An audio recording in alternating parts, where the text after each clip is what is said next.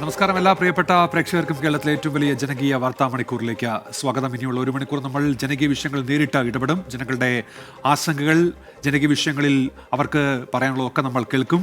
ഇനിയുള്ള ഒരു മണിക്കൂർ അതിനുള്ള സമയമാണ്. നമ്മൾ ആരംഭിക്കുകയാണ്. പൊതുജനം കഴുതിയല്ല സാർ.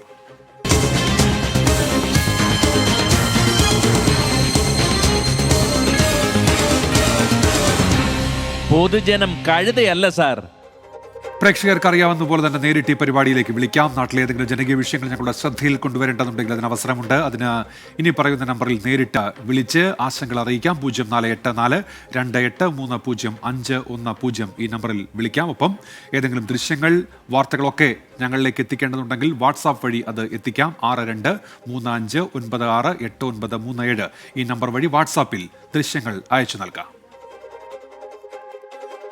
ജനകീയ വിഷയങ്ങൾ ഇങ്ങനെ ജനങ്ങളിലേക്ക് എത്തിക്കുമ്പോൾ തന്നെ മറ്റു ചില വാർത്തകൾ കൂടി വരുന്നുണ്ട്. അതുകൂടി ശ്രദ്ധയിലേക്ക് കൊണ്ടുവരികയാണ്. പാതിവില തട്ടിപ്പുമായി ബന്ധപ്പെട്ട NGO confederation trustee Sheeba Suresh ഹൈക്കോടതിയിൽ മുൻകൂർ ജാമ്യാപേക്ഷ നൽകിയെന്നുള്ള വാർത്ത S ശ്രീകാന്ത് ഇപ്പോൾ കൊച്ചിയിൽ നിന്ന് അറിയിക്കുന്നുണ്ട്. ഓപ്പറേഷൻ സൗന്ദര്യയുടെ 3ാം ഘട്ടം ആരംഭിച്ചതായി MG പ്രതീഷ് അറിയിക്കുന്നു. 12 സ്ഥാപനങ്ങൾക്കെതിരെ കേസെടുത്തിരിക്കുന്നു. 1.5 ലക്ഷത്തിലധികം രൂപയുടെ കോസ്മെറ്റിക് ഉൽപ്പന്നങ്ങൾ പിടിച്ചെടുത്തു എന്നാണ് ഇപ്പോൾ MG പ്രതീഷ് അറിയിക്കുന്നത് തിരുവനന്തപുരത്ത് നിന്ന്. അടുത്ത വാർത്തയ്ക്കായി നമ്മൾ തൃശ്ശൂരിലേക്കാണ് പോകുന്നത്. 90 കൊല്ലമായി ഇരുട്ടിൽ തന്നെയാണ് തൃശ്ശൂർ ചേർപ്പ് മഹാത്മാ മൈതാനം. ചേർപ്പിന്റെ ഹൃദയഭാഗം എന്നൊക്കെ പറയുമെങ്കിലും നാളിത്രയായിട്ടും മൈതാനത്ത് വെളിച്ചമെത്തിക്കാൻ പോലും ഇതുവരെ വന്നുപോയ ഭരണസമിതികൾക്കൊന്നും കഴിഞ്ഞിട്ടില്ല. മഹാത്മാവിന്റെ പേരിലുള്ള ഗ്രൗണ്ട് ഇരുളടഞ്ഞു കിടക്കുന്നത് നാണക്കേട് എന്ന് പൊതുജനം പറയുന്നു. ഗ്രൗണ്ട് നവീകരിക്കണമെന്ന ആവശ്യത്തിന് വർഷങ്ങളുടെ പഴക്കമുണ്ടെങ്കിലും എല്ലാം കടലാസിൽ ഒതുങ്ങി. ഒരു മഴ പെയ്താൽ ഇക്കാണുന്ന മൈതാനം ചെളിക്കുണ്ടാകും. ഉപയോഗശൂന്യമായി തകർച്ചാ ഭീഷണി നേരിടുന്ന വേദിയാണ് എനിക്ക് പിന്നിൽ കാണുന്നത്. രാത്രിയായാൽ സാമൂഹ്യ വിരുദ്ധരുടെ താവളമാണ് ഇക്കാണുന്ന മൈതാനം.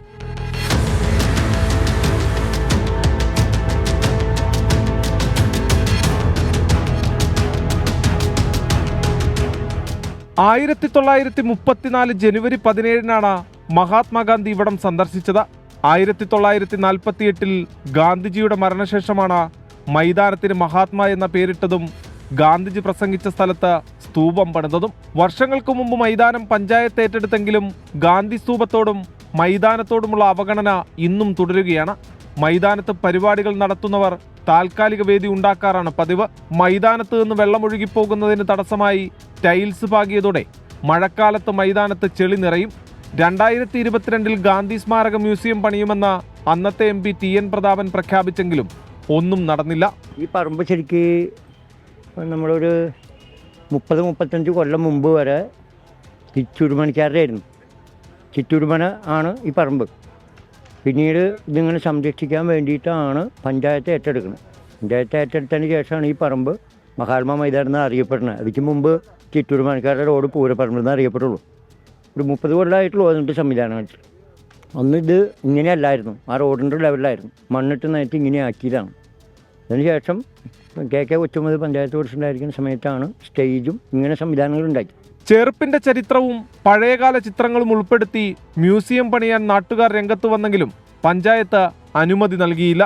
കാരണം ഇതിൻ്റെ ഉള്ളിൽ ഇപ്പം നിങ്ങൾ ശ്രദ്ധിച്ചാൽ കാണാം, ഇവിടെ അമ്പലമുണ്ട്. ഇതിൻ്റെ ഉള്ളിൽ അമ്പലം.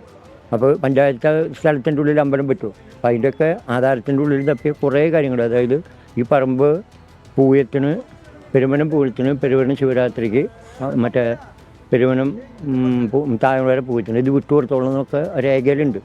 അതൊക്കെ ഇവിടെ ഉണ്ടോ ഇല്ല എന്നുള്ളതൊന്നും നമുക്കറിയില്ല. പക്ഷെ അതൊക്കെ അന്ന് കൊടുക്കുമ്പോൾ ഇതൊക്കെ രേഖയിലുണ്ട്, ഇങ്ങനെയൊക്കെ വേണം എന്നുള്ളത്. ഇതൊക്കെയാണ് ഇതിൻ്റെ ചരിത്രങ്ങൾ. അത്രയും നമുക്കറിയുള്ളൂ.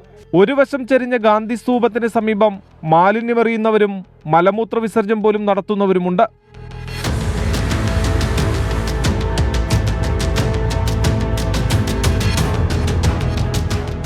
സ്ഥലം MLAയും പഞ്ചായത്തും ഇടപെട്ട ഗ്രൗണ്ടിന്റെ നവീകരണത്തിന് തുക അനുവദിക്കാനുള്ള നടപടി തുടങ്ങിയെന്നതാണ് പ്രഖ്യാപനം. ഇനിയും വെറും വാക്കായി പ്രഖ്യാപനം ഒതുങ്ങരുതെന്നതാണ് പൊതുജനം ആവശ്യപ്പെടുന്നത്. ക്യാമറാമാൻ ബിനേഷ് ബാബുരാജിനൊപ്പം സൂരജ് ജി, 24. പൊതുജനം കഴുതയല്ല സാർ. ചേർപ്പിലെ ഈ മഹാത്മാ മൈതാനത്തിന് ഇന്ന് ക്ഷാമമോശം കിട്ടുമെന്നാണ് പ്രദേശവാസികളും കായിക പ്രേമികളും ഒക്കെ ചോദിക്കുന്നത്. ചില പ്രതികരണങ്ങളിലേക്കാണ് ഇനി. ഗ്രൗണ്ട് നന്നാക്കേണ്ടത് ആവശ്യം തന്നെയാണ്. എന്താണെന്ന് വെച്ച് കഴിഞ്ഞാൽ ഇത് എത്ര കൊല്ലമായിട്ട് മഹാത്മാ മൈതാനം എന്ന് പറഞ്ഞാൽ അത് വലിയൊരു ഇതാണ്, നാട്ടുകാരെ വലിയൊരു ആവശ്യമാണ്. അപ്പോൾ എന്തായാലും ഈ ഗ്രൗണ്ട് നന്നാക്കേണ്ടത് വലിയൊരു പൊതുജനങ്ങളുടെ ഒരു ആവശ്യം കൂടിയാണ്. വരുന്ന തലമുറയ്ക്ക് കുറച്ചുകൂടി നല്ലതാണ് കളിക്കാനും കാര്യങ്ങളൊക്കെ. ചേർപ്പ് പഞ്ചായത്തിലൊരു ഗ്രൗണ്ട് എന്നുള്ളതൊരു ആശയം നല്ലൊരു ആശയം തന്നെയാണ്. പക്ഷെ അത് നല്ല രീതിയിൽ ഈ ഫണ്ട് നല്ല രീതിയിൽ വിനിയോഗിക്കണം എന്നാണ് നമുക്ക് പറയാനുള്ളത്. ചില വാർത്തകളുമായി ബന്ധപ്പെട്ട പ്രതികരണങ്ങൾ കൂടി വരുന്നുണ്ട്. ടോമി തോമസ് നേരത്തെ നൽകിയ വാർത്തയിൽ ഇങ്ങനെ പറയുന്നു: സ്വകാര്യ സർവകലാശാല അരാജകത്വം സൃഷ്ടിക്കും, സർക്കാരിന് നിയന്ത്രണം നഷ്ടപ്പെടും, വിദ്യാഭ്യാസ നിലവാരവും മോശമാകുമെന്നാണ് അദ്ദേഹം പറയുന്നത്. ദിലീപ് PC ഒരു കാര്യം അറിയിക്കുന്നത്: കണ്ണൂർ നഗരത്തിൽ അമൃത് പദ്ധതിയിൽ 2020 നിർമ്മാണം ആരംഭിച്ച് പാതിവഴിയിൽ നിലച്ചു കിടക്കുന്ന 2 മൾട്ടി ലെവൽ കാർ പാർക്കിംഗ് കേന്ദ്രത്തിന്റെയും പണി എത്രയും വേഗം പൂർത്തീകരിക്കാൻ നടപടി ഉണ്ടാകണമെന്നാണ് അദ്ദേഹം ഇപ്പോൾ പറയുന്നത്. അടുത്തൊരു വാർത്ത തിരുവനന്തപുരത്താണ്. തിരുവനന്തപുരത്ത് കാഞ്ഞിരംകുളത്ത് വിദ്യാർത്ഥിക്ക് സഹപാഠിയുടെ പിതാവിന്റെ മർദ്ദനമേറ്റു. കാഞ്ഞിരംകുളം PKHS സ്കൂളിലെ 8ാം ക്ലാസ് വിദ്യാർത്ഥി ലിജിനാണ് മർദ്ദനമേറ്റത്. സഹപാഠിയുടെ പിതാവ് സോളമനെതിരെ പോലീസ് കേസെടുത്തു. എൻ്റെ മോൻ ഇവിടെ PK സ്കൂളിൽ പഠിക്കുകയാണ്, 8ാം ക്ലാസ്സിൽ. അപ്പോൾ ഇവൻ ക്ലാസ്സിൽ ലീഡറാണ്. അപ്പോൾ അവൻ കുട്ടികളുടെ പേര് ടീച്ചറിൻ്റെ എഴുതുമല്ലോ, സ്വാഭാവികം. പേരെഴുതുന്ന സമയത്ത് ആ കുട്ടിയുടെ പേരുണ്ടായിരുന്നു പറഞ്ഞു. അതിന് അവൻ വീണ്ടും ചീത്ത വിളിച്ച് അത് ടീച്ചർ ചോദിച്ച ഒരു അടി എന്തോ കൊടുത്തപ്പോഴേ അവൻ്റെ അച്ഛനോട് പറഞ്ഞിരിക്കും. നമ്മളൊന്നും അറിഞ്ഞിട്ടില്ല. അച്ഛനോട് പറഞ്ഞ് പിള്ളേർ സ്കൂൾ വിട്ട് വരുന്ന വഴിക്ക് അയാൾ തടഞ്ഞു നിർത്തി പിള്ളേരെ മൃഗീയമായിട്ട് അടിച്ചു. അപ്പോൾ ഇതിൽ എന്തെങ്കിലും ഉണ്ടെങ്കിൽ അയാൾക്ക് എൻ്റെ അടുത്തൊന്ന് പറയാമല്ലേ, സ്കൂളിൽ പറയാം. ഒരു ചുള്ളിക്കമ്പെടുത്ത് അടിച്ചെങ്കിലും നമുക്ക് വിഷയമില്ല. അല്ലെങ്കിൽ ഇതിന് ഏത് നിയമം വരുന്നത് ഞങ്ങൾ അങ്ങേറ്റം പറയും. കാരണം അത്രയ്ക്ക് അടിക്കേണ്ട പാടില്ല. അവൻ്റെ പ്രായത്തിൽ അത് അടിച്ചു നിൽക്കട്ടെ വേണേ സ്കൂളിൽ. നമ്മളും പഠിച്ചവർ തന്നെ. ഇത് ഇത്രയും മാത്രം മൃഗീയായിട്ട് അടിക്കുക അയാൾക്ക് എന്തിനാണ്? വേറെ എന്ത് വൈരാഗ്യം കാണും? സലീം മാലിക്കാണ് വാർത്തയുടെ വിശദാംശങ്ങളുമായി ഇപ്പോൾ തിരുവനന്തപുരത്ത് നിന്ന് ചേരുന്നത്. സലീം, എന്തൊക്കെയാണ് വിവരങ്ങൾ? ഈ സംഭവം, അതായത് സ്കൂളിൽ തന്നെ വിദ്യാർത്ഥികൾക്കിടയിൽ ഒതുങ്ങേണ്ട ഒരു പ്രശ്നം, അതാണ് ഈ സഹപാഠിയുടെ പിതാവ് ഒരു കുട്ടിയെ, ഒരു 8ാം ക്ലാസ്സുകാരനെ മർദ്ദിക്കുന്ന നിലയിലേക്ക് കാര്യങ്ങൾ എത്തിയത് എന്നുള്ളതാണ് പരാതി. ഈ മാസം 6ാം തീയതിയാണ് ഈ മർദ്ദനം ഉണ്ടാകുന്നത്. ഈ ലിജിൻ എന്ന കുട്ടി കാഞ്ഞിരംകുളം PKHS സ്കൂളിലെ 8ാം ക്ലാസ് വിദ്യാർത്ഥിയാണ്, ക്ലാസ് ലീഡറുമാണ്. ക്ലാസ് ലീഡർ എന്ന നിലയിലാണ് കുട്ടികളുടെ ക്ലാസ്സിൽ ബഹളം വെച്ചവരുടെ പേരെഴുതിയത്.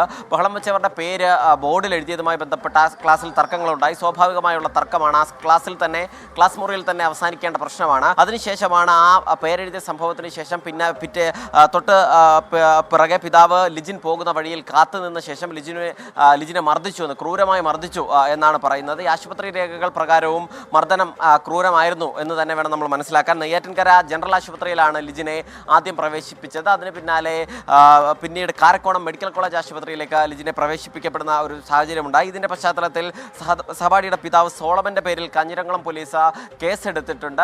ആ കേസിൽ അന്വേഷണം നടത്തി വരികയാണ്. ഉന്മേഷ്. സലീം മാലിക്കാണ് വാർത്തയുടെ വിശദാംശങ്ങൾ നൽകിയത്. ഇപ്പോൾ തിരുവനന്തപുരത്ത് നിന്ന് പൊതുജനം കഴുതിയല്ലസ്ര എന്ന പരിപാടിയിലേക്ക് എല്ലാ പ്രേക്ഷകർക്കും ഒരിക്കൽ കൂടി സ്വാഗതം. ചില വിഷയങ്ങളിലൊക്കെയുള്ള പ്രതികരണങ്ങൾ വരുന്നുണ്ട്. ഫിറോസ് ഖാൻ ചോദിക്കുന്നത് OBC വിഭാഗങ്ങൾക്കുള്ള സ്കോളർഷിപ്പ് എല്ലാം നിർത്തിവെച്ച് ഒരു സൈറ്റും ഓപ്പൺ ആകുന്നില്ല എന്നാണ് അദ്ദേഹം പറയുന്നത്. ശ്രീരാജ് കാലിക്കറ്റ് ചോദിക്കുന്നു, ക്ഷേമനിധി പെൻഷൻ തീരുമാനം എന്തെങ്കിലും ഉണ്ടായോ എന്നുള്ളതാണ് അദ്ദേഹം ചോദിക്കുന്നത്. ക്ഷേമനിധി പെൻഷന്റെ വർധനവ് ഇതുവരെ ഉണ്ടായിട്ടില്ല. നേരത്തെ ബജറ്റ് അവതരിപ്പിച്ചാണ് ധനമന്ത്രി. അതിലും ആ വർധന സംബന്ധിച്ച് പരാമർശം ഉണ്ടായിരുന്നില്ല. ഒരുപക്ഷെ അദ്ദേഹം അതായിരിക്കും ഉദ്ദേശിക്കുന്നതെന്ന് നമ്മൾ മനസ്സിലാക്കുകയാണ്. ഇപ്പോൾ വരുന്നൊരു വാർത്തയിലേക്ക്. ഗവർണർ രാജേന്ദ്ര വിശ്വനാഥ് ആർലേക്കറുമായി മന്ത്രിമാരായ P. രാജീവും Dr. R. ബിന്ദുവും കൂടിക്കാഴ്ച നടത്തി. VC നിയമനത്തിലെ അനിശ്ചിതത്വം, ബില്ലുകൾ എന്നിവ ചർച്ചയായി. R. ശ്രീജിത്ത് വിവരങ്ങളുമായി തിരുവനന്തപുരത്ത് നിന്ന് ചേരുന്നുണ്ട്. ശ്രീജിത്ത്, എന്തൊക്കെ കാര്യങ്ങൾ ചർച്ചയായി? ഉന്മേഷ, ഇന്ന് വൈകുന്നേരമാണ് നിയമമന്ത്രി P. രാജീവും ഉന്നത വിദ്യാഭ്യാസ മന്ത്രി Dr. R. ബിന്ദുവും ഗവർണർ രാജേന്ദ്ര വിശ്വനാഥ് ആർലേക്കറുമായി കൂടിക്കാഴ്ച നടത്തിയത്. നേരത്തെ ഉന്നത വിദ്യാഭ്യാസ P. രാജീവാണ് ഗവർണറെ കാണുമെന്ന് അറിയിച്ചിരുന്നത്. പിന്നീട് ഉന്നത വിദ്യാഭ്യാസ മന്ത്രിയും ഈ P. രാജീവിനൊപ്പം രാജ്ഭവനിലെത്തുകയായിരുന്നു. ഉന്നത വിദ്യാഭ്യാസ വകുപ്പുമായി ബന്ധപ്പെട്ട കാര്യങ്ങളാണ് ഗവർണറുമായുള്ള കൂടിക്കാഴ്ചയിൽ ചർച്ചയായത്. അതിലേറ്റവും പ്രധാനപ്പെട്ടത് സംസ്ഥാനത്തെ സർവകലാശാലകളിലെ വൈസ് ചാൻസലർ നിയമനവുമായി ബന്ധപ്പെട്ട് നിലനിൽക്കുന്ന അനിശ്ചിതത്വമാണ്. പല സർവകലാശാലകളിലും സ്ഥിരം VC ഇല്ല. സ്ഥിരം VC നിയമനവുമായി ബന്ധപ്പെട്ട കാര്യങ്ങളിൽ വലിയ തോതിലുള്ള തടസ്സങ്ങൾ നേരിടുകയാണ്. ഹൈക്കോടതിയുടെ ഉത്തരവുമായി ബന്ധപ്പെട്ട കാര്യങ്ങളിൽ വ്യക്തത വരുത്തി ആരിഫ് മുഹമ്മദ് ഖാൻ സ്വന്തം നിലയിൽ സെർച്ച് കമ്മിറ്റിയുമായി മുന്നോട്ട് പോവുകയാണ് ഉണ്ടായത്. അത്തരത്തിലുള്ള നിരവധി പ്രശ്നങ്ങൾ നിലനിൽക്കുന്നു. ഒപ്പം തന്നെ സർക്കാർ നിർദ്ദേശിച്ച പേരുകൾ വെട്ടിക്കൊണ്ട് സാങ്കേതിക സർവകലാശാലയിലും ഡിജിറ്റൽ സർവകലാശാലയിലും ചാൻസലർ എന്ന അധികാരം ഉപയോഗിച്ച് ആരിഫ് മുഹമ്മദ് ഖാൻ മറ്റ് താല്പര്യമുള്ളവരെ നിയമിക്കുകയും ചെയ്തിരുന്നു. ഇത്തരം പ്രശ്നങ്ങൾ ചൂണ്ടിക്കാണിച്ചാണ് ഇത്തരം പ്രശ്നങ്ങളിൽ ഒരു ശാശ്വതമായ പരിഹാരവും ഗവർണറുടെ ഭാഗത്തു നിന്നൊരു അനുഭാവപൂർവ്വമായ സമീപനവും പ്രതീക്ഷിച്ചുള്ള ചർച്ചയാണ് നടന്നത്. എന്നാൽ ഗവർണർ എന്ത് തരത്തിലുള്ള പ്രതികരണം നടത്തിയെന്ന കാര്യം വ്യക്തമല്ല. അത് തുടർ നടപടികളിലൂടെ മാത്രമേ അദ്ദേഹം അനുകൂലമായാണോ പ്രതികൂലമായാണോ പ്രതികരിച്ചെന്ന കാര്യം വ്യക്തമാകുകയുള്ളൂ. എന്തായാലും ഉന്നത വിദ്യാഭ്യാസ വകുപ്പുമായി ബന്ധപ്പെട്ട ബില്ലുകളുടെ കാര്യവും ചർച്ചയായി എന്നാണ് നമുക്ക് ലഭിക്കുന്ന വിവരം.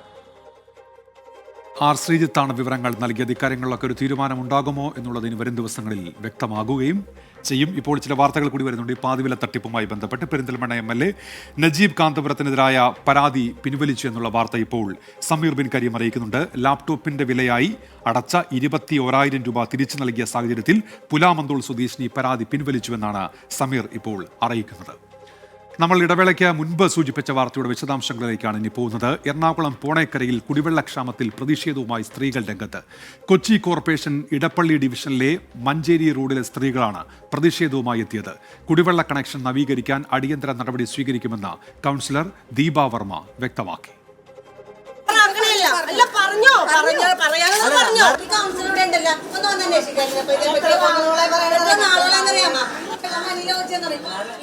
കാലപ്പഴക്കമുള്ള കുടിവെള്ള പൈപ്പുകൾ മൂലം കൃത്യമായി വെള്ളം ലഭിക്കുന്നില്ലെന്ന് ചൂണ്ടിക്കാട്ടിയാണ് പ്രതിഷേധം.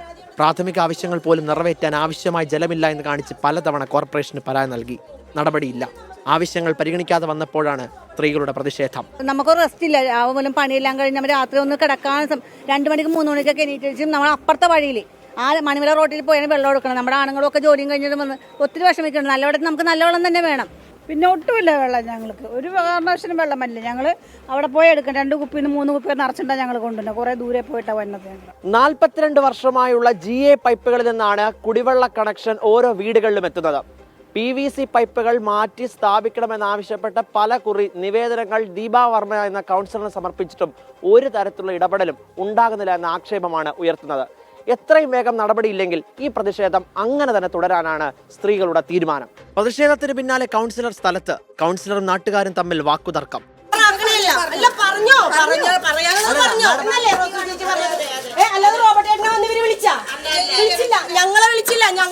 വിഷയം കൗൺസിലിൽ വെച്ചിട്ടുണ്ടെന്നും വാട്ടർ അതോറിറ്റിക്ക് കത്ത് സമർപ്പിച്ചെന്നും കൗൺസിലർ. പുതിയ കണക്ഷനുകൾ സ്ഥാപിക്കാനുള്ള നടപടി കോർപ്പറേഷൻ അടിയന്തരമായി സ്വീകരിക്കുമെന്നും ദീപാ വർമ്മ.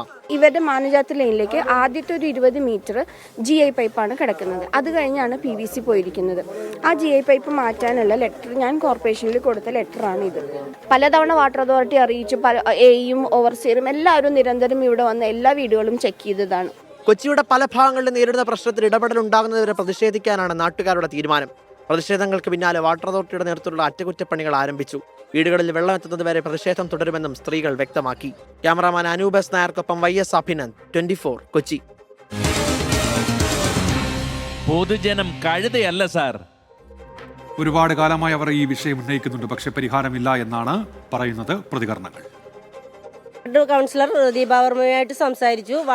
പരാതി അപേക്ഷ മുഴുവൻ സമർപ്പിച്ചിരുന്നു. കൂടാതെ ഒരു 2 വർഷത്തോളമായി ഒട്ടും വെള്ളം കിട്ടാതെ ഞങ്ങൾ ഇവരെ സമീപിക്കാൻ തുടങ്ങിയിട്ട് വാട്ടർ അതോറിറ്റിയിൽ നിന്ന് കണക്ഷൻ സമ്മതം കിട്ടാത്തത് കൊണ്ട് അവർ തുറന്നത് വീണ്ടും അടയ്ക്കുകയാണ് ചെയ്തത്. പകലൊന്നും ഞങ്ങൾക്ക് ഒട്ടും തന്നെ വെള്ളമില്ല. രാത്രി ഏതോ സമയത്ത് ഇത്തിരി വരും. അതുകൊണ്ടാണ് ഞങ്ങൾ പെരുമാറുന്നത്. പിന്നെ വെള്ളത്തിന് വളരെ ഷോർട്ടേജ് ഞങ്ങൾ അനുഭവിക്കുന്നുണ്ട്. അതുകൊണ്ട് കുറച്ച് വെള്ളം കിട്ടുന്നത് ഞങ്ങളത് സൂക്ഷിച്ചു വെക്കും. എന്നിട്ട് അടുക്കളയിലെ ആവശ്യത്തിന് ബാക്കിയെല്ലാം ബോർവെൽ വെള്ളമാണ് എടുക്കുന്നത്. അത് ഇനിയിപ്പോൾ ഈ സമയമാകുമ്പോൾ മഞ്ഞ കളറാകും. പിന്നെ ഇനി ഞങ്ങൾ എന്ത് ചെയ്യാൻ? എബ്രഹാം തോമസ് പറയുന്നുണ്ട്, കേരളത്തിൽ ജീവിക്കണമെങ്കിൽ എന്തിനും ഏതിനും പ്രതിഷേധിക്കേണ്ട അവസ്ഥയാണെന്ന്. പ്രസാദ് നെന്മാറ നേരത്തെ വന്ന ഒരു കമന്റിനോടുള്ള കമന്റായിട്ട് പറയുന്നത് ഇങ്ങനെയാണ്: ഉള്ള പെൻഷൻ മുടങ്ങാതെ കൊടുത്താൽ മതിയെന്നാണ് അദ്ദേഹം പറയുന്നത്. സംസ്ഥാനത്ത് ഗുണനിലവാരമില്ലാത്ത 1.5 ലക്ഷത്തിലധികം രൂപയുടെ സൗന്ദര്യവർദ്ധക വസ്തുക്കൾ പിടിച്ചെടുത്തു. മാനദണ്ഡങ്ങൾ പാലിക്കാതെ നിർമ്മാണം നടത്തിയ 12 സ്ഥാപനങ്ങൾക്കെതിരെ കേസെടുത്തു. MG പ്രതീഷുണ്ട് വിവരങ്ങളുമായി ഇപ്പോൾ തിരുവനന്തപുരത്ത് നിന്ന്. പ്രതീഷ്, എന്തൊക്കെയാണ് വിവരങ്ങൾ? ഉന്മേഷ, സംസ്ഥാനത്ത് വ്യാജ സൗന്ദര്യവർദ്ധക വസ്തുക്കൾ വ്യാപകമാകുന്നുവെന്ന പരാതിയുടെ അടിസ്ഥാനത്തിലായിരുന്നു ഡ്രഗ്സ് കൺട്രോൾ വകുപ്പ് പരിശോധന നടത്തിയത്. ഈ പരിശോധനയിലാണ് 1.5 ലക്ഷത്തോളം രൂപ വില വരുന്ന സൗന്ദര്യവർദ്ധക വസ്തുക്കൾ പിടിച്ചെടുത്തിരിക്കുന്നത്. 101 സ്ഥാപനങ്ങളിലാണ് ഡ്രഗ്സ് കൺട്രോൾ വകുപ്പ് പരിശോധന നടത്തിയത്. ഇതിൽ 12 സ്ഥാപനങ്ങൾക്കെതിരെ നിലവിൽ കേസെടുത്തിട്ടുണ്ട്. 59 സാമ്പിളുകൾ ശേഖരിച്ച് പരിശോധനയ്ക്ക് അയക്കുകയും ചെയ്തു എന്നതാണ് ഡ്രഗ്സ് കൺട്രോൾ വകുപ്പ് നൽകുന്ന വിശദാംശം. ഈ പരിശോധനാ ഫലം വരുന്ന വേണ്ടുന്ന മുറയ്ക്ക് മറ്റ് തുടർ നടപടികൾ സ്വീകരിക്കുമെന്നും പ്രധാനമായും അറിയിച്ചിട്ടുണ്ട്. ഈ ഓപ്പറേഷൻ സൗന്ദര്യയുടെ 3ാം ഘട്ട പരിശോധനയാണ് ഇന്നലെയും ഇന്നുമായി നടന്നത്. ആദ്യ 2 ഘട്ട പരിശോധനകളിൽ 7 ലക്ഷത്തോളം രൂപയുടെ കോസ്മെറ്റിക് ഉൽപ്പന്നങ്ങൾ പിടിച്ചെടുക്കുകയും അതിനെതിരെ നടപടി സ്വീകരിക്കുകയും ചെയ്തിട്ടുണ്ട്. അന്ന് ലാബിൽ നടത്തിയ പരിശോധനയിൽ ലിപ്സ്റ്റിക്കിൽ ഉൾപ്പെടെ അനുവദനീയമായ അളവിൽ കൂടുതൽ മെർക്കുറിയുടെ സാന്നിധ്യം കണ്ടെത്തിയിരുന്നു. ഇത് ഈ ആന്തരിക അവയവങ്ങളിൽ ഉൾപ്പെടെ ഒരു പ്രശ്നമുണ്ടാക്കുന്ന തരത്തിലാണ് ഇതിന്റെ സാന്നിധ്യം എന്നതാണ് ആരോഗ്യ വകുപ്പിന്റെയും വിശദീകരണം. അതുകൊണ്ട് തന്നെ ഇത്തരത്തിൽ ഉൽപ്പന്നങ്ങൾ ഉപയോഗിക്കുന്നവർ കൃത്യമായ ഒരു ജാഗ്രത പാലിക്കണമെന്ന മുന്നറിയിപ്പ് കൂടിയാണ് ആരോഗ്യ വകുപ്പ് നൽകിയിരിക്കുന്നത്. വരും ദിവസങ്ങളിലും ഇതുമായി ബന്ധപ്പെട്ടുള്ള പരിശോധന ശക്തമാക്കുമെന്നതാണ് ആരോഗ്യ വകുപ്പും ഡ്രഗ്സ് കൺട്രോൾ വിഭാഗവും അറിയിച്ചിരിക്കുന്നത്. MG പ്രതീഷാണ് വാർത്തയുടെ വിശദാംശങ്ങൾ നൽകിയത്. തിരുവനന്തപുരത്ത് നിന്ന് ചില വാർത്തകൾ കൂടി ഇപ്പോൾ വരുന്നുണ്ട്. 19-കാരിയെ തൂങ്ങി മരിച്ച നിലയിൽ കണ്ടെത്തിയെന്ന വാർത്ത ശ്രീകുമാർ അറിയിക്കുന്നു. പത്തനംതിട്ട കോന്നി മുറിഞ്ഞകല്ലിലാണ് ഈ സംഭവം. ഗായത്രി എന്ന യുവതിയാണ് വാടക വീട്ടിൽ തൂങ്ങി മരിച്ച നിലയിൽ കണ്ടെത്തിയതെന്ന് ഇപ്പോൾ ശ്രീജിത്ത് അറിയിക്കുന്നുണ്ട്. മറ്റൊന്ന്, മാത്യു കുഴനാടിനുമായി ഈ പാതിവില തട്ടിപ്പ് കേസിലെ പ്രതി അനന്തു കൃഷ്ണൻ വേദി പങ്കിടുന്ന ഒരു ദൃശ്യം പുറത്തു വന്നതായി എസ് ശ്യാംകുമാർ അറിയിക്കുന്നുണ്ട്. മൂവാറ്റുപുഴയിലെ പരിപാടിയിലായിരുന്നു ഇവർ രണ്ടുപേരും ഒരു വേദിയിൽ എത്തിയത് എന്നാണ് എസ് ശ്യാംകുമാർ അറിയിക്കുന്നത്. എറണാകുളം സൗത്ത് വാഴക്കുളത്തെ പാരിയത്തുകാവിലെ കുടുംബങ്ങളെ കുടിയൊഴിപ്പിക്കാൻ അഭിഭാഷക കമ്മീഷനും പോലീസും എത്തി. കോടതി വിധിയെ തുടർന്ന് ഒഴിപ്പിക്കാൻ എത്തിയ അധികാരികളെ പ്രതിഷേധക്കാർ വഴിയിൽ തടഞ്ഞു. നിയമപരമായ മാർഗത്തിലല്ല കുടിയൊഴിപ്പിക്കൽ എന്നാണ് പ്രതിഷേധക്കാരുടെ ആരോപണം.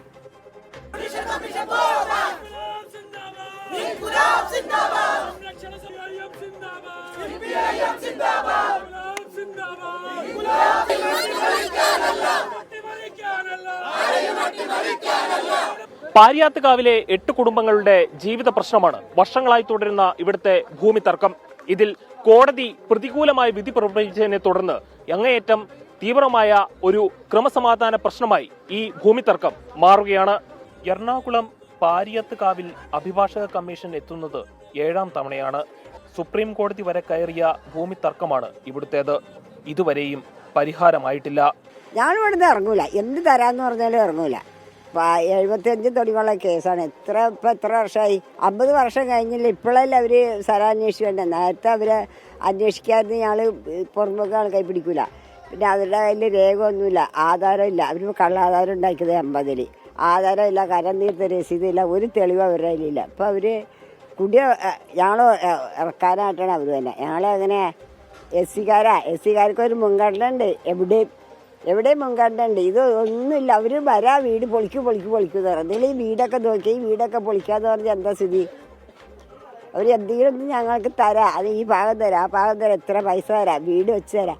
ഇതൊന്നും അവർ പറയില്ല. പൊളിക്കുമെന്ന് ഈ പുറമ്പോക്കി കിടക്കണവരെ. അവരുടെ ഭൂമിയാണെന്ന് അവർ തെളിയിക്കട്ടെ. ഇവിടെ ഞങ്ങൾ തന്നെ ജീവിക്കും. ഞങ്ങൾ മരിക്കണത് ഇവിടെ കിടന്നായിരിക്കും. ഞങ്ങളുടെ ജീവിതം അതാണ്. ഞങ്ങൾ അങ്ങനെ തന്നെ കണക്കൂട്ടി ഇരിക്കണം. ഇന്നലെ കയറി കഴിഞ്ഞാൽ ഞങ്ങൾ ആത്മഹത്യ ചെയ്യും. അവർക്ക് പറ്റിയെടുത്തിട്ട് പൊക്കോട്ടെ. ഞങ്ങൾ സ്ഥലം വിട്ടു കൊടുക്കില്ല. ഞങ്ങൾ 100 കൊല്ലത്തോളമായി ഞങ്ങളുടെ കൈവശിരിക്കണം ഭൂമി. പിന്നെ അവരെയൊന്നും പറഞ്ഞ് കൊടുക്കാൻ പറ്റുമോ? ഈ പുറമുക്ക് ഭൂമി ഞങ്ങളുടെ കൈവശിരിക്കണതാണ്. അവരുടെ ഭൂമി ഒന്നുമില്ല ഇവിടെ. വാഴക്കുളം പഞ്ചായത്തിൽ താലൂക്കിൽ എങ്ങും റെക്കോർഡ് പരമായിട്ട് ഒരു ഭൂമിയില്ല അവർക്ക്. പിന്നെ അവരുടെ ഭൂമിയെന്ന് പറഞ്ഞ് നടക്കുമോ? ഞങ്ങൾ പിന്നെ കൊടുക്കണേന്. താമസക്കാർക്ക് പ്രതികൂലമായി കോടതി വിധി വന്നതിനെ തുടർന്നാണ് ഒഴിപ്പിക്കൽ നടപടിയുമായി അഭിഭാഷക കമ്മീഷൻ മുന്നിട്ടിറങ്ങിയത്. കണ്ണാട്ട് ശങ്കരൻ നായരുടെ കുടുംബം അവകാശമുന്നയിക്കുന്ന ഈ ഭൂമിയിൽ തങ്ങൾ 60 വർഷമായി ജീവിക്കുകയാണെന്ന് പ്രതിഷേധക്കാർ പറഞ്ഞു. ഇവിടം ആരുടെയും സ്വകാര്യ സ്വത്തല്ലെന്നും സർക്കാർ പുറമ്പോക്ക് ഭൂമിയായ ഇവിടെ നിന്നും കുടിയിറക്കരുത് എന്നും വിഷയത്തിൽ സർക്കാർ ഇടപെടണമെന്നുമാണ് സമരക്കാരുടെ ആവശ്യം. CPIM-ന്റെ നേതൃത്വത്തിലാണ് ഇന്ന് അഭിഭാഷക കമ്മീഷനെയും സംഘത്തെയും തടഞ്ഞത്. പിന്നോക്ക ജാതിയിൽപ്പെട്ട 8 കുടുംബങ്ങളാണ് സ്ഥലത്ത് താമസിക്കുന്നത്. പെരിയാർ വാലി കനാലിന്റെ പുറമ്പോക്ക് ഭൂമിയിലാണ് താമസിക്കുന്നതെന്നും ഇവിടെ നിന്നും കുടിയൊഴിപ്പിക്കാൻ നിയമപരമായി ഒരു നോട്ടീസും അഭിഭാഷക കമ്മീഷന്റെ ഭാഗത്തു നിന്ന് വന്നിട്ടില്ല എന്നും സമരക്കാർ പറയുന്നു. ഞങ്ങളുടെ കാരണന്മാരായിട്ട് താമസിക്കുന്ന ഭൂമിയാണ് ഇത്. ഞങ്ങൾ മക്കളും മക്കളുടെ മക്കളും അതിന്റെ മക്കളോട് ജീവിക്കുന്ന ഭൂമിയാണ്. ഇതിന് ഇനി എന്ത് പ്രശ്നം വന്നാലും ഞങ്ങൾ വിട്ടുകൊടുക്കില്ല. ഞങ്ങൾ ആത്മഹത്യയല്ല, ഞങ്ങൾക്ക് വേറെ മാർഗമൊന്നുമില്ല. ഇത് ഓരോ രോഗികളുണ്ട്, ക്യാൻസർ രോഗികളുണ്ട്, കിഡ്നിമാർ രോഗികളുണ്ട്, എല്ലാ വീടുകളും രോഗികളാണ്. അപ്പോൾ ഒരു കാരണവശാലും ഞങ്ങൾ എന്ത് വന്നാലും ഞങ്ങൾ വിട്ടുകൊടുക്കൂല. അത് 100% ഉറപ്പാണ്. 100% ഓക്കെ, വിട്ടുകൊടുക്കൂല.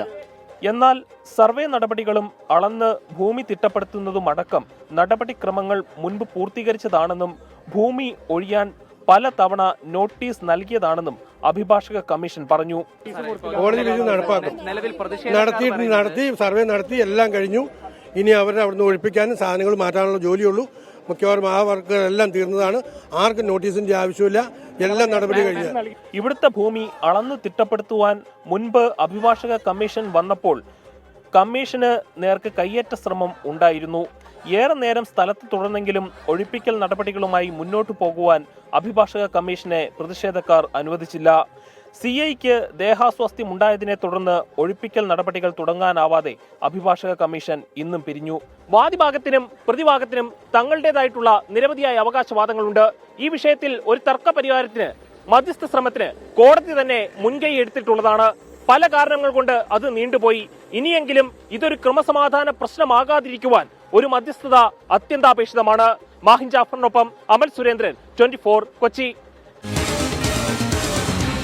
പൊതുജനം കഴുതയല്ല സാർ. തലമുറകളായി താമസിക്കുന്ന ഭൂമി എന്നാണ് പ്രദേശവാസികൾ പറയുന്നത്. പ്രതികരണങ്ങളിലേക്ക്. ഞങ്ങൾ തന്നെ ജീവിക്കും. ഞങ്ങൾ മരിക്കുന്നത് ഇവിടെ കിടന്നായിരിക്കും. ഞങ്ങളുടെ ജീവിതം അതാണ്. ഞങ്ങൾ അങ്ങനെ തന്നെ കണക്കൂട്ടി ഇരിക്കണം. ഇന്നോട് കയറി കഴിഞ്ഞാൽ ഞങ്ങൾ ആത്മഹത്യ ചെയ്യും. അവർക്ക് പറ്റിയെടുത്തുകൊണ്ട് പൊക്കോട്ടെ. ഞങ്ങൾ സ്ഥലം വിട്ടു കൊടുക്കില്ല. ഞങ്ങൾ 100 കൊല്ലത്തോളമായി ഞങ്ങളുടെ കൈവശിരിക്കണം ഭൂമി. പിന്നെ അവരെയൊന്നും പറഞ്ഞ് കൊടുക്കാൻ പറ്റുമോ? ഈ പുറമുക്ക് ഭൂമി ഞങ്ങളുടെ കാരണന്മാരായിട്ട് താമസിക്കുന്ന ഭൂമിയാണ്. ഇത് ഞങ്ങൾ മക്കളും മക്കളും അതിൻ്റെ മക്കളോട് ജീവിക്കുന്ന ഭൂമിയാണ്. ഇതിൽ ഇനി എന്ത് പ്രശ്നം വന്നാലും ഞങ്ങൾ വിട്ടുകൊടുക്കില്ല. ഞങ്ങൾ ആത്മഹത്യയല്ല, ഞങ്ങൾക്ക് വേറെ മാർഗമൊന്നുമില്ല. ഇത് ഓരോ രോഗികളുണ്ട്, ക്യാൻസർ രോഗികളുണ്ട്, കിഡ്നിമാർ രോഗികളുണ്ട്, എല്ലാ വീടുകളിലും രോഗികളാണ്. അപ്പോൾ ഒരു കാരണവശാലും ഞങ്ങൾ എന്ത് വന്നാലും ഞങ്ങൾ വിട്ടുകൊടുക്കില്ല. അത് 100% ഉറപ്പാണ്. 100% ഓക്കെ, വിട്ടുകൊടുക്കൂല. ഞങ്ങൾ അപ്പൂപ്പന്മാരുടെ കാലം തുടങ്ങി ഇവിടെ ജീവിക്കുന്നതാണ്. ഇനി ഞങ്ങൾക്ക് ഇവിടുന്ന് ഒഴിയാൻ പറ്റില്ല. ഞങ്ങൾക്ക് പഞ്ചായത്തിൻ്റെയും ബ്ലോക്കിൻ്റെയും ഒക്കെ നല്ല സഹായത്തോടെ ഞങ്ങളിവിടെ ജീവിക്കണേ. ആരും എന്ന് പറഞ്ഞാലും ഞങ്ങൾക്ക് മരണമല്ലാതെ വേറെ ഒരു വഴിയില്ല. പള്ളിക്കാർ പണം കൊടുത്താൽ, സൗജന്യമായിട്ട് പണം കൊടുത്താൽ കെട്ടിയല്ലാത്ത കാരണം. അതുകൊണ്ട് അത് എങ്ങനെയാണ് ജീവിക്കട്ടെ ഞങ്ങളൊക്കെ സഹകരിച്ച് കിടക്കാം. ഞാൻ ഇവിടുത്തെ ഇവിടെ ചേർത്ത് കിട്ടിയല്ലോ. അങ്ങനെ ഞങ്ങൾ സഹകരിച്ചാണ് ഓരോ കാര്യങ്ങൾ നടക്കുന്നത്. ഞാൻ ഇവിടെ കല്യാണം കഴിച്ചിട്ട് 39 വർഷമായി. ഇവിടെ ചേർത്തിലാണ് ഞാൻ കിട്ടിയേക്കുന്നത്. അപ്പോൾ അന്ന് തുടങ്ങിയുള്ള കേസും കൂട്ടാണ് ഇത് ഇറക്കണം. അന്നൊന്നും ഇത്ര പ്രശ്നം ഉണ്ടായില്ല. ഇപ്പോഴാണ് ഈ പ്രശ്നം വന്നത്. ഞാനിവിടുന്ന് ഇറങ്ങൂല. എന്ത് തരാമെന്ന് പറഞ്ഞാലും ഇറങ്ങൂല. 75 തൊടിയുള്ള കേസാണ്. എത്ര വർഷമായി? 50 വർഷം കഴിഞ്ഞില്ല. ഇപ്പോഴല്ല അവർ സ്ഥലം അന്വേഷിച്ചു വേണ്ട. നേരത്തെ അവരെ അന്വേഷിക്കാതെ ഞങ്ങൾ പുറമ്പോക്ക് ആൾക്കാർ പിടിക്കൂല. പിന്നെ അവരുടെ കയ്യിൽ രേഖയൊന്നുമില്ല, ആധാരമില്ല. അവർ കള്ളാധാരം ഉണ്ടാക്കിയത് 50-ൽ. ആധാരമില്ല, കരം തീർത്ത രസീതില്ല, ഒരു തെളിവ് അവരുടെ കയ്യിലില്ല. അപ്പോൾ അവർ ഞങ്ങൾ ഇറക്കാനായിട്ടാണ് അവർ തന്നെ. ഞങ്ങളെ അങ്ങനെ SC കാർക്ക് ഒരു മുൻഗണന ഉണ്ട് എവിടെയും. നേരത്തെ സൂചിപ്പിച്ച വാർത്തയുടെ വിശദാംശങ്ങളിലേക്ക്. പാതിവില തട്ടിപ്പ് കേസിലെ പ്രതി അനന്തകൃഷ്ണനുമായി മാത്തിക്കുഴി നടന്ന വേദി പങ്കിടുന്ന ദൃശ്യങ്ങൾ പുറത്ത്. മൂവാറ്റുപുഴയിൽ നടന്ന സ്കൂട്ടർ വിതരണ ചടങ്ങിലാണ് ഇരുവരും ഒരേ വേദിയിൽ എത്തിയത്. ശ്യാംകുമാറുണ്ട് വിവരങ്ങളുമായി. ഇപ്പോൾ കൊച്ചിയിൽ നിന്ന് ശ്യാംകുമാർ, വിവരങ്ങൾ. ഉന്മേഷെ, ഇന്ന് പാതിവില തട്ടിപ്പ് കേസുമായി ബന്ധപ്പെട്ട് മാത്യു കുഴൽനാടൻ MLA ഉൾപ്പെടെ എതിരായിട്ട് ആരോപണം വരികയും അദ്ദേഹം അത് നിഷേധിക്കുകയും ചെയ്തിരുന്നു. അതിന് പിന്നാലെയാണ് ഈ കേസിലെ മുഖ്യപ്രതി അനന്തകൃഷ്ണനും MLAയും ഒരുമിച്ച് വേദി പങ്കിടുകയും അവിടെ സ്കൂട്ടർ വിതരണം നടക്കുകയും ചെയ്യുന്നതിന്റെ ദൃശ്യങ്ങൾ പുറത്തു വരുന്നത്. ഇന്ന് വൈകുന്നേരം MLAയുടെ ഓഫീസിലേക്ക് DYFI പ്രതിഷേധ പ്രകടനം സംഘടിപ്പിക്കുകയും ചെയ്തിരുന്നു.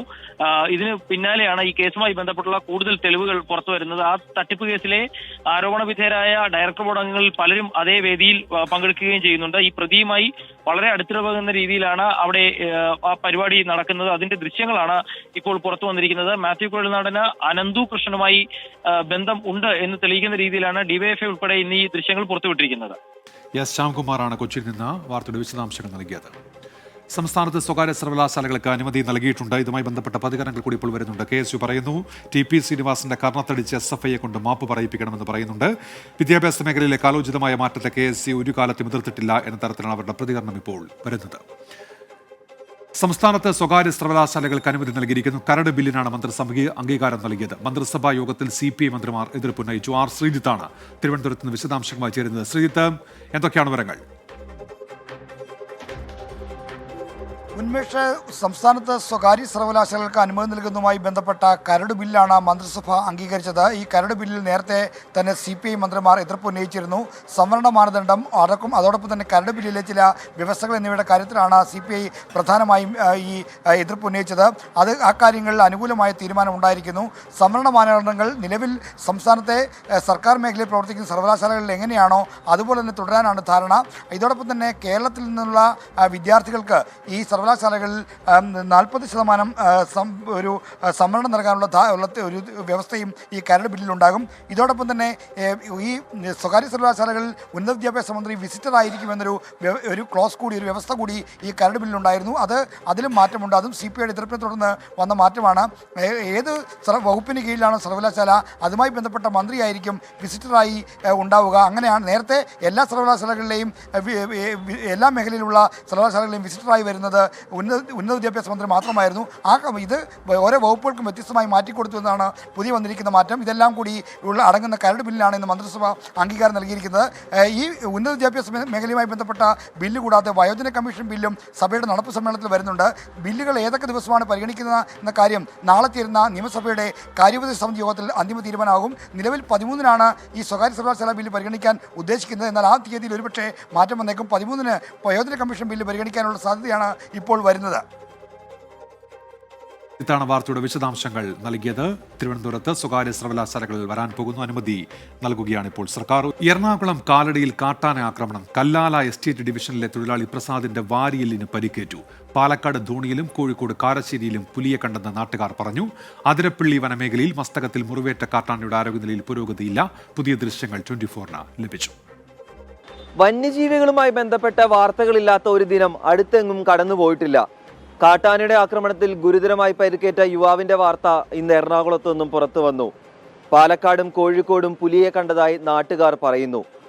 വയനാട് മുത്തങ്ങ ബന്ദിപ്പൂർ പാതയിൽ വാഹനം തടഞ്ഞു നിർത്തി ഭക്ഷണം തേടുന്ന കാട്ടാനയുടെ ദൃശ്യങ്ങളും ഇന്ന് പുറത്തു വന്നു. എറണാകുളം കല്ലല പ്ലാന്റേഷനിലെ കാട്ടാനാക്രമണത്തിൽ പരിക്കേറ്റ പ്രസാദ് പ്രദേശവാസിയാണ്. നേരിട്ടതോ ക്രൂരമായ ആക്രമണവും. പ്രസാദിന്റെ വാരിയെല്ലുകൾ ശ്വാസകോശത്തിലേക്ക് തുളച്ചു കയറി. പ്രദേശത്ത് സ്ഥിരം കാട്ടാന ശല്യമുണ്ടെന്നും ഇത് പരിഹരിക്കാത്തതാണ് പ്രശ്നങ്ങൾക്ക് കാരണമായതെന്നും ദൃക്സാക്ഷി പറയുന്നു. സ്ഥിരമായിട്ട് ആന വരുന്ന ഒരു ഭാഗമാണ്. അപ്പോൾ അവിടെ ചെന്നപ്പോൾ താഴെ വേറൊരു ആനേനെ കണ്ടു. ആ ആനേനെ ശ്രദ്ധിച്ച ആൾ നിൽക്കുമ്പോൾ വേറെ ആന പുറകിലൂടെ വന്ന് ആക്രമിക്കായിരുന്നു എന്നുള്ളതാണ് അറിയാൻ കഴിഞ്ഞത്. ആന അദ്ദേഹത്തെ ഓടിച്ചു. അദ്ദേഹം 1-2 പ്രാവശ്യം വീണു. അതിനുശേഷം ആന അദ്ദേഹത്തെ കുത്താൻ ശ്രമിക്കുകയും പുള്ളിയുടെ പാന്റിന്റെ ഉള്ളിലൂടെ കൊമ്പ് കോർത്ത് പുള്ളി കൊമ്പിൽ തൂങ്ങിക്കിടക്കായിരുന്നു എന്നാണ് ഇപ്പോൾ ചെറിയ അബോധാവസ്ഥയുണ്ട്. എന്നാലും സംസാരിക്കുന്നുണ്ട് ആള് ഭംഗിയുണ്ട്. അതിരപ്പള്ളി വനമേഖലയിൽ മസ്തകത്തിൽ മുറിവേറ്റ നിലയിൽ കണ്ടെത്തിയ കാട്ടാനയുടെ ആരോഗ്യസ്ഥിതിയും മാറ്റമില്ലാതെ തുടരുകയാണ്. ആന അവശയായി വെറ്റിലപ്പാറ സ്കൂളിന് സമീപം നിൽക്കുന്ന ദൃശ്യങ്ങൾ 24-ന് ലഭിച്ചു.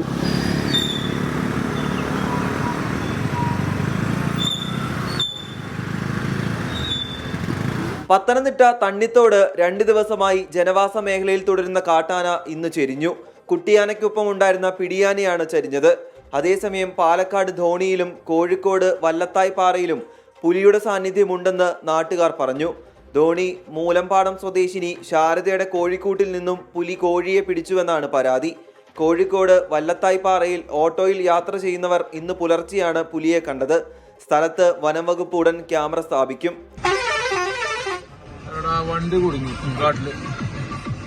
വയനാട് മുത്തങ്ങ ബന്ദിപ്പൂർ വനമേഖലയിൽ ചരക്ക് വാഹനങ്ങൾ തടഞ്ഞ കാട്ടാനയുടെ ദൃശ്യങ്ങളും പുറത്തു വന്നു. പഴവും പച്ചക്കറികളും കയറ്റി വരുന്ന വാഹനങ്ങളാണ് തടഞ്ഞിട്ടിരുന്നത്. വേനൽ വർദ്ധിക്കുന്നതോടെ കാട് വിട്ട് നാട്ടിലിറങ്ങുന്ന വന്യജീവികളുടെ എണ്ണം വർദ്ധിക്കുമെന്നാണ് നിഗമനം. വനാതിർത്തികളിലെ പെട്രോളിംഗ് വർദ്ധിപ്പിക്കുന്നതിനൊപ്പം ഫെൻസിംഗ് ഉൾപ്പെടെയുള്ള സംവിധാനങ്ങളുടെ കാര്യക്ഷമത ഉറപ്പാക്കേണ്ടതും വനം വകുപ്പിന്റെ ഉത്തരവാദിത്തമാണ്. രാഹുൽ സുരേഷ്, 24 കോഴിക്കോട്. പൊതുജനം കഴുതയല്ല സാർ. നമ്മൾ നേരത്തെ നൽകിയ ബസ് അപകട ദൃശ്യവുമായി ബന്ധപ്പെട്ട് പ്രേക്ഷകരുടെ പ്രതികരണങ്ങൾ വരുന്നുണ്ട്. അത്ഭുതകരമായ രക്ഷപ്പെടൽ എന്ന് വസന്തകുമാരി പറയുന്നുണ്ട്. ബസ്സുകളുടെ മരണയോട്ടം പല ജീവനുകളും അപകരിക്കുന്ന സാഹചര്യമുണ്ട് എന്നാണ് എബ്രഹാം തോമസിന്റെ പ്രതികരണം. വിഷയവുമായി ബന്ധപ്പെട്ടിപ്പോൾ വരുന്നത്. എല്ലാ പ്രേക്ഷകർക്കും ഒരിക്കൽ കൂടി പൊതുജനം കഴുതയല്ല എന്ന പരിപാടിയിലേക്ക് സ്വാഗതം. നമ്മൾ നേരത്തെ നൽകിയ വാർത്തയുമായി ബന്ധപ്പെട്ടും മറ്റു വിഷയങ്ങളുമൊക്കെ പ്രതികരണങ്ങൾ വരുന്നുണ്ട്. റോഡ് ക്രോസ് ചെയ്യുന്ന സമയത്ത് ബസ് വന്ന് സ്കൂട്ടർ യാത്രക്കാരൻ ഇടിച്ചതുമായി ബന്ധപ്പെട്ടാണ് നോക്കി റോഡ് ക്രോസ് ചെയ്യേണ്ടതെന്ന അടക്കമുള്ള ചോദ്യങ്ങളൊക്കെ ഉണ്ടാകുന്നുണ്ട്. അതുമായി ബന്ധപ്പെട്ട ചില വിമർശനങ്ങളൊക്കെ പ്രേക്ഷകർ പറയുകയും ചെയ്യുന്നുണ്ട്. സീന മുഹമ്മദ് പറയുന്നത് ചൂട് കൂടുന്തോറും വന്യമൃഗങ്ങൾ കാടിന് പുറത്തു വരുന്ന അവസ്ഥയാണുള്ളത് എന്നാണ്. അതുമായി ബന്ധപ്പെട്ടൊരു പ്രതികരണം ഇപ്പോൾ വരുന്നത്.